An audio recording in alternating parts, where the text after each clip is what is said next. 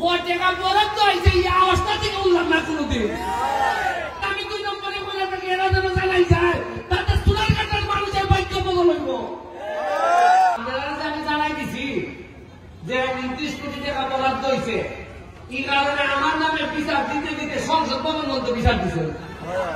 সুন্নু ভাই আমার লেগে বিচার দিচ্ছেন না সংসদ। ওইটা যে মাননীয় স্পিকার, এই যে একটা লোক সব হিসাব করে আমরা ইজ্জত থাকে না। স্বাস্থ্য স্পিকার করতে করতে বড় হইলে একবারে তেমনি আবার বলতে দেব জগদীশপুর মুক্তিযোদ্ধা সত্তর। এর মানে সাইলে এই জায়গায় দাঁড়াইয়া ঠিক 4 মাস আগে যখন নির্বাচনে জিতছিলাম, আর নির্বাচনের আগে 2 দিন 3 দিন আগে যখন লাস্ট শেষ জনসভা করি এখানে, তখন আমি কিছুই জানতাম না রাষ্ট্রের পলিসি কি। তখন আমি আমার স্বপ্নের কথা আপনাদের সামনে বলছিলাম। স্বপ্ন ছিল এই যে মরা খোয়াই নদীটারে পরিষ্কার করে 2 পাশে রাস্তা হবে, আর এই খোয়াই নদীতে নৌকা চলবে। আমাদের ছেলে মেয়েরা বিকালবেলা মেহমানরা আসলে আমরা বেড়াইতে নিয়ে যাব ওই চা বাগানে, আমরা এই নদীতে নৌকা এবং স্পিড বোট চলবে। আমাদের কাছে আছে প্রায় 3 কিলোমিটার নদী। 3 কিলোমিটার নদী এরকম সারা সিলেট বিভাগে জানা আছে কিনা আমার জানা নাই, কিন্তু আমরা ভাগ্যবান আমাদের সোনারঘাটে আছে। কিন্তু আমরা দুর্ভাগ্য যে 3 কিলোমিটার নদী যে ছিল এইটা প্রকাশ পাইতে পাইতে আপনারা 40 বছর নিয়ে গেছি আমরা। এখন ফুটপাথ থেকে এমনি আইলে বোঝা যায় যেমন একটা সমুদ্রের মতো লাগে। সিএনজি যেসা খানা খানা করে আমি যে জিগায় সারা বছরের উপর জ্যাম নাকি সে দেখি স্ট্যান্ড, আমি 2টা স্ট্যান্ড বানাই দিছি। স্ট্যান্ডটা উদ্বোধন হইলে বড় কোন সিএনজি রাস্তার মধ্যে রাখলাম ওরা, উনকা তো স্ট্যান্ড আছে, উনকা আমার তো সব আমার কারণে আপনার বিচার জায়গা 40 বছর ধরে আমি দেখি ওই সীমা দিয়ে আমার এমডি যায়, আর ওই বাজার ভালো এমডি মাছ ওরা মাছ বেছে, আর এমনি ভালের পর ভালের জোর আছে। এই ওই সারা 15-20 বছরে আমার জামানতে উন্নতি হয়েছে। ওই একটা পৌর মুক্তিযোদ্ধা 70 বানানো হয়েছে, এটা আমার কিছু জায়গা আটকেছে। আমি সোনারঘাট থেকে যখন রাস্তাটা গেছে তখন তো আমরা সোনারঘাটে একবারে তেরা হয়ে ছেড়ে দিছে। আজকাল মাধবপুর 100 জায়গা গেছে, এরা 15 লাখ 20 লাখ, আর আমরা খালি তলের দিকে যাই। এখন জায়গার থেকে আর আমার সাথে যোগাযোগ করছেন কিটার লাগে। আমি বললাম যে আপনারা কেউ লাগে ভাই, যে স্বপ্নের কথা আমি বলছিলাম দেখা যায় এই স্বপ্ন এরই আমরা বলতেছে এই সরকার এবং এই রাষ্ট্র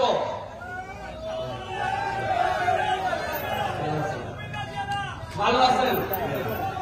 থ্যাংক ইউ।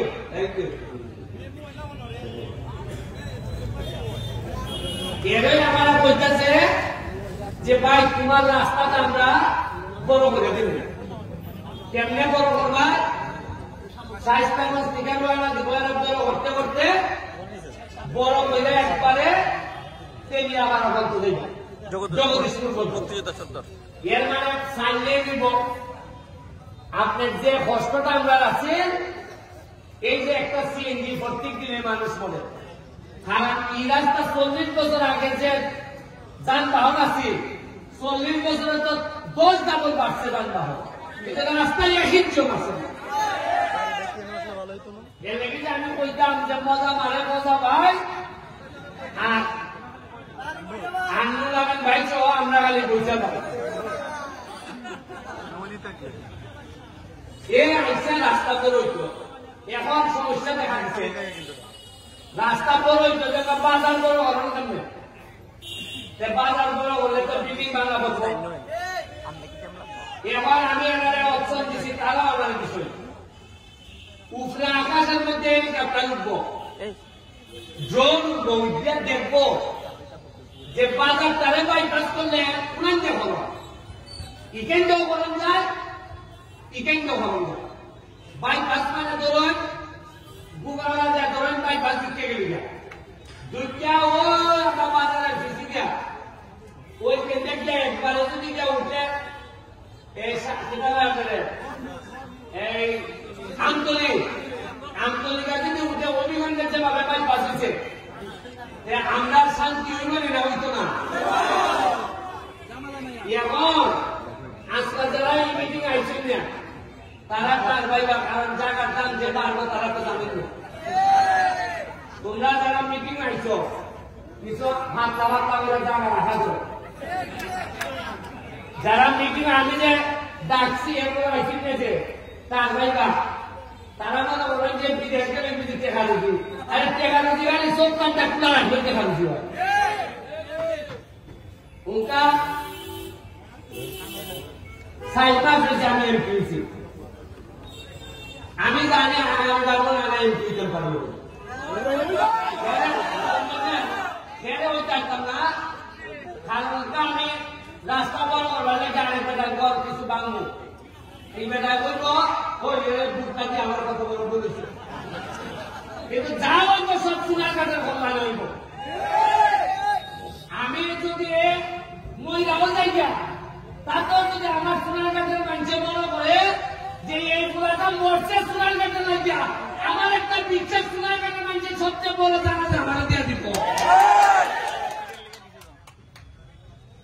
সাইপাস গেছে সরকারের বরাদ্দ পাইছে 29.29 কোটি, কত পাইছি আগে জীবনে উঠেনি, আগে থেকে ফাঁসতে হতো আইলো গেল, আইলো প্ল্যান গেল প্ল্যান এই জায়গার মধ্যে মিটিং হয়েছে অন্তত 50টা হয়েছে না, আর আওয়াজের যত না মসজিদে নামাজ তত ভরণ গেছে না, কিন্তু মত আওয়াজ হয়েছে টাকা বরাদ্দ হয়েছে, এই আওয়াজটা থেকে উঠলাম না কোনোদিন। কি খবর আমার দেখুন, আপনারা যে আমি জানাই দিছি যে 29 কোটি টাকা বরাদ্দ হয়েছে, এই কারণে আমার নামে বিচার দিতে দিতে সংসদ ভবন মন্ত্র বিচার দিচ্ছে।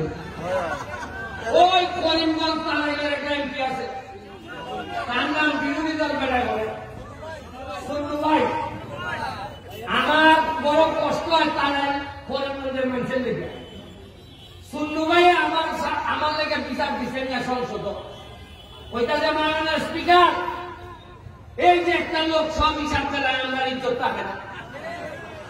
আমি জীবনে গাই বলছি না, আপনারা টেকা আপনারা বলতেছি আমি ভাই টেকা আপনারা আইছে, আপনারাও আমার বইটা কেমন খরচ করতে জানাও টেকা হিসাব দেও।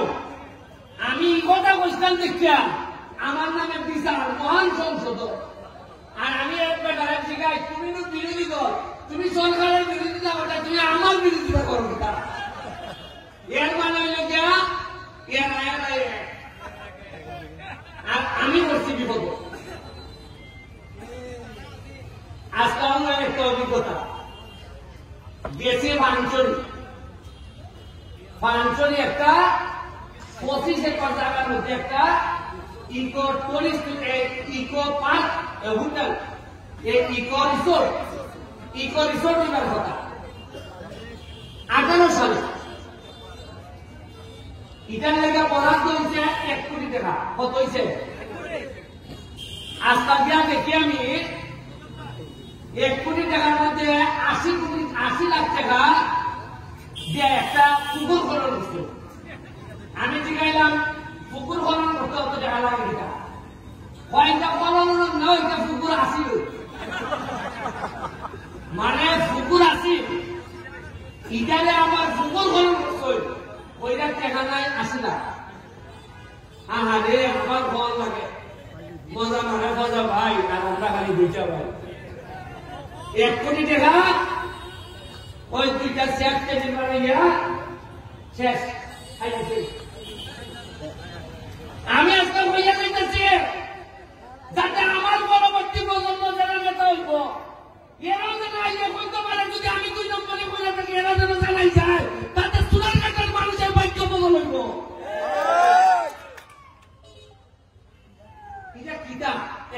কয় টাকা পায় 40-এর বড় কোলেস্টেরলের ওষুধ লাগে রসুবা টাকা রসুবা ভাই দেননি এরবার ঠান্ডা লাগবে লাগে আপনার মন্ত্রী গাছ লাগেনি আনলে ইনহেলা তিনখান জিনিস নিয়ে যাওয়া লাগে ইনহেলা মন্ত্রী গাছ তেল আর রসুবা তেল ইলাইয়া যাওয়া লাগে অথচ এই তিনখান ওষুধ কিনতে গিয়া এর পুরা এলাকাকে এলাকা দিচ্ছে না তবে একটা ঘোষণা আপনারা দিয়ে যায়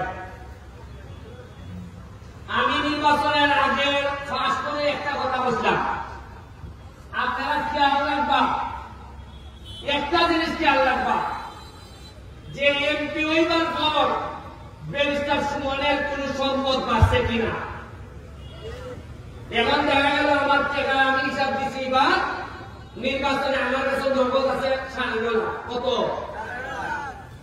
আগামীবার নির্বাচনের সময় আমি যদি হিসাব দেই আমার কাছে আছে 53 কোটি আপনারা মনে প্রশ্ন আইবেন ওকে দিয়ে আমি আল্লাহ করতে আইবেনি খালি কথা দিছি সোনারঘাট মাধবপুর ঢাকা আমেরিকা লন্ডন পৃথিবীর কোন জায়গায় আমি আমার পরিবার মানে আমার বউ বাচ্চা আমরা কোন ধরনের সম্পদের মালিক হব না ফ্ল্যাটও না ফ্লোটও না সোনারঘাট আমি নতুন কোন আমার বাবার যে আছে ইলাই তো আমি দিলাইতাম মানে সম্মুখটা দেয়া ওই যে আমরা বিয়ের যে বাসা খান আর বাসার সামনে যে আমরা সমিল মিল যেটা আছে এটা ছাড়া নতুন 100 জায়গা আমি কিনতাম এর মানে আমার বুঝি নাই ব্যারিস্টার হিসাবে একটা মামলা বলে 5 লাখ টাকা হয় আগামীকাল এমপি বার বুঝি আরো বাড়ছে মাইকে মনে করে না বা সৎ মানুষ তারা মামলাটা দেব সব টাকা নিয়ে যে টাকা যদি বলে সব টাকা নিয়ে মাধবপুর সোনারঘাটের মাঝে পিছাই দিতেছে এই যে মোরাগান এটা যেটা করতে গিয়ে বিল দিছে আমাদের 113 থেকে কতদিন 125 দিন ধরে দুইটা এক্সকাভেটর চলতেছে খরচ করছে প্রায় 80 লাখ টাকা 81 লাখ এর মধ্যে সরকার থেকে পিআইএর মাধ্যমে বরাদ্দ পাইছে 9 লাখ তাও আবার 9 লাখ হলো কেন একটা কিতা করুন টাকা এই কিতাব রাস্তা যে গাইডওয়াল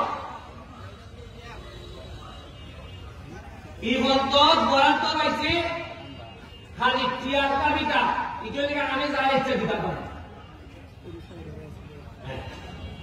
আর মজার জিনিস নয় আমি যে এখন করতেছি মরা গান পরিষ্কার করা 100 দিন করার পর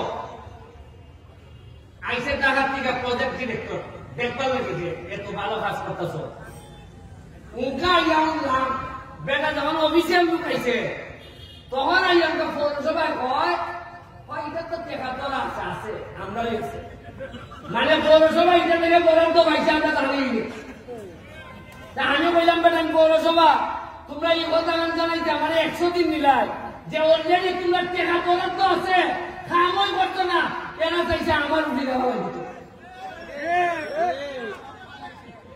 আপনারা কোনদিন জয়েন পৌরসভার বরাদ্দ আছে এমনি না কোনদিন না দেখেন না গেল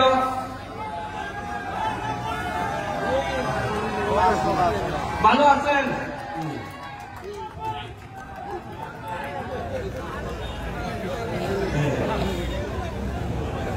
বুঝছেন না আপনি পৌরসভার যে টাকা বরাদ্দ আছে এটা আমরা জানি না এই কথা বলতো কিনা যাই না টাকা বরাদ্দ এই টাকা করাও না করে বা আমিও তো পরিষ্কার করার পর জানলাম করে আমি তো জানি না প্রেস ক্লাবের প্রেসিডেন্ট সেক্রেটারি আরে সাংবাদিকের হতো না কিছু গুগল অনুসন্ধান করতো না এরাও জানো না এই যে আমার নামে ভাই ওই গেল আসেনি রুল আমিন ভাইয়া আমার অতীতটা জানে, কিন্তু আমার কোন বন্ধু বেলে দুইটা শাড়ি রাখিছে এটা জানে, আর এটা জানে না। কি মরা করছি আমি, জীবন এমন ছিলাম ঈদের সময় শাড়ি পাওয়া যায়, লুঙ্গি পাওয়া যায়। এবার আমি কইয়া দিয়েছি যে শেখ হাসিনা তো আমারে 400 শাড়ি আর লুঙ্গি দিছ, কইয়া দিয়ে আমি সব বন্ধন ঘুরে দিয়েছি। এর বলে আবার কিলাই গিয়া লাগাইছে হয়তো শাড়ি গেলে আমার কোন বন্ধুর বয়ে হয়েছে। আর এমন ভাবে নিউজ করে সাংবাদিকরা বোঝা যায় বন্ধুর বউর সাথে আমার সম্পর্ক। আমি এবার সিদ্ধান্ত নিচ্ছি জননেত্রী শেখ হাসিনার গিয়া বলবো এটা বেজাল শাড়ি আর দিওই খালি রঙি দিও। এই আমরা অবস্থা